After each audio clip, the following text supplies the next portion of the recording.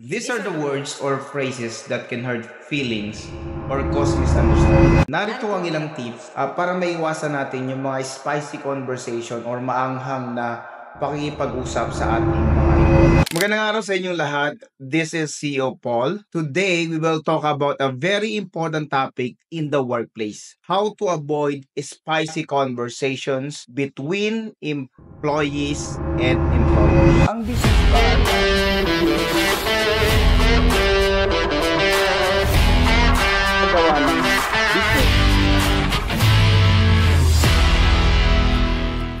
Alam natin na ang tamang komunikasyon ay susi sa maayos at proyektibong trabaho. Kaya samahan niyo ako ngayon at alamin natin kung paano ito magagawa. Ang video na ito ay sponsored ng Pidos Chili Garlic. Pag-uusapan natin ang masarap na pampalasang ito mamaya sa ating pagbabalik. Bilang negosyante, mahalaga na malaman natin ang mga maanghang na salita o spicy conversation. Ano nga ba ang mga yun? These are the words or phrases that can hurt feelings or cause misunderstandings. Yun yung minsan napapakawalan natin sa ating mga employees na hindi natin alam na nakakasakit pala tayo. Narito ang mga ilan sa mga halimbawa. Una, hindi mo ba ako naiintindihan? Parang simpleng tanong pero kapag ganito ang tono, pwedeng makasakit ng tao. Hindi lang ng employees, but it can also apply to your daily lives. Pangalawa, wala ka talagang kwenta. Yun yung mga salitang diretso at masakit. Nakakasira ng tiwala sa sarili ng empleyado. Kahit ikaw man, sabihan ng ganong salita, kahit ng kamag-anak mo o ng kaibigan mo, masasaktan ka din at mawawalan ka ng gana. Ikatlo sa ating mga example, lagi ka na lang palpak. Ito na may nagpapahiwatig na walang ka-effort ang empleyado mo. Kumbaga wala na siyang ginawang tama. Minsan napapakawal natin yung mga salitang ganito na nakakasakit sa kanila. At ang ikaapat sa ating example, kung hindi mo kaya, umalis ka na lang. Pwedeng magdulot ng takot at kawalan ng seguridad sa trabaho ang ganitong pananalita. So, dapat alam natin yung mga salitang binibitawan natin bilang mga negosyante. Kasi tayo yung tinitingala nila eh. Tayo yung idolo nila. Ngayon, paano ba natin maiiwasan ang mga ganitong klaseng salita? Bago natin pag-usapan yan, ipasok muna natin ang sponsor ng video ito, ang Pidos Chili Garlic.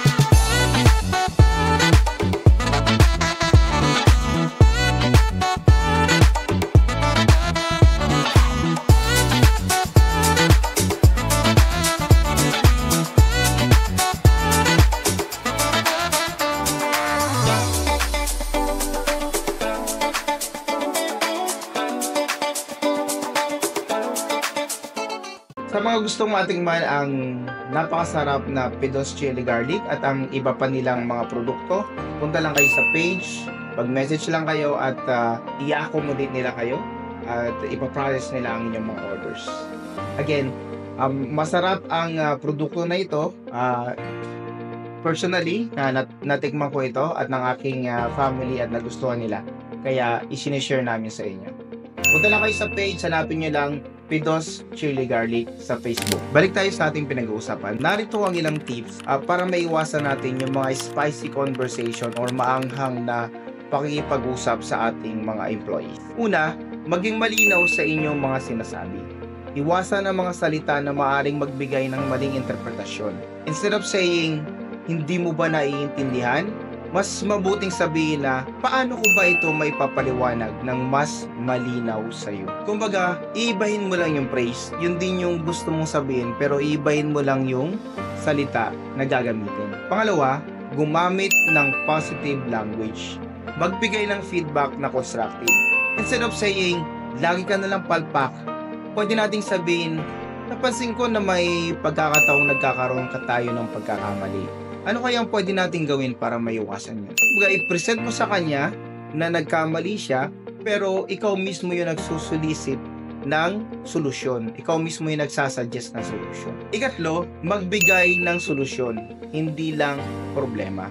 Huwag lang basta-basta magpuna, magbigay din ng suggestion kung paano maaayos ang sitwasyon. For example, pwede mo sabihin na, mukhang may kailangan tayong baguhin sa proseso natin.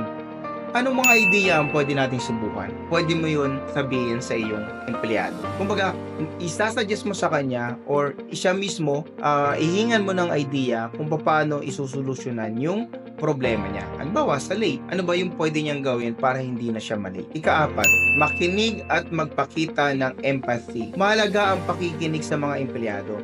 Before giving a comment, pakinggan muna ang kanilang panig. For example, meron kang sumbong na nakuha. Kausapin mo muna yung empleyado mo at tanongin mo muna na ano ba yung nangyari, ano ba yung maitutulong ko sa'yo para hindi na mangyari ito. At higit sa lahat, huwag natin kalimutan yung kahalagahan or importance of open communication. Dapat mabuild natin yung trust ng ating mga employees sa atin. Yung tipong pwede ka nilang kausapin anytime, anywhere about sa mga problema nila. Nang sa ganun, doon pa lang, may iwasan nyo na yung mga spicy conversation, yung mga maanghang na pag-uusap. Kasi approachable ka sa kanila. Dapat yun yung maramdaman nila sa tuwing may problema sila. Meron silang mapagsasabihan at mas maganda kung yung may-ari ng business or ikaw na boss nila. Ang kalaban natin mga negosyante ay hindi lamang ang kompetisyon sa merkado, kundi pati na rin yung mga isyung internal sa ating organisasyon. At isa nga yun, yung issue na minsan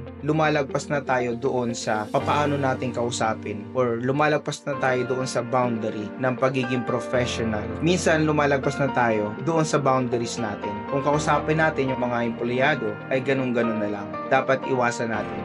There are always better words and better conversation way para sa kanila. Ang mga maanghang na salita, ang mga maanghang or spicy conversation can lead to a drop in employee morale, high turnover rates, and decrease in productivity. Kaya't mahalaga na maging maingat tayo sa ating mga sinasabi at tandaan natin na ang bawat salita ay may kapangyarihan. Bawat salita na lalabas sa bibig natin, lalong-lalo na tayo yung boss, tayo yung negosyante, ay may effect sa ating mga tao, sa ating mga employee. Naniniwala ako na wala namang issue na hindi mare-resolve sa tamang pag-uusap between employees and employers. Pero syempre, when the time comes na kailangan na nating involve ang ating HR o kailangan na natin talagang magtanggal ng tao dahil sa mga habitual nilang hindi magandang paggawa, pwede natin gawin yon. However, as long as possible, iwasan natin yung tayo mismong mga owner, tayo mismong mga CEO ang makikipag-confrontation sa ating mga employees. Lalo na kung malaki na yung organization mo, more or less meron ka ng HR na pwedeng kumuusap sa kanila. Ngayon, kung nagsisimula ka pa lang, pwede mo silang kausapin, make sure na hindi magiging spicy conversation. Hopefully, marami kayo natutunan sa video na ito. If you like this video, don't forget to like, subscribe, and share it. And meron din kaming group na binuo kung saan mag-share tayo at mag-invite tayo ng mga future CEO. The Facebook group is Future CEO Community. Join the group and see you inside. Again, sa mga katulad kong Bicolano o sa mga mahilig sa chili, puntahan nyo lang yung page ng Pidos Chili Garlic, ang ating sponsor ng video na ito. Again, this is CEO Paul. As I always say, success is a choice, so choose success. I'll see you around.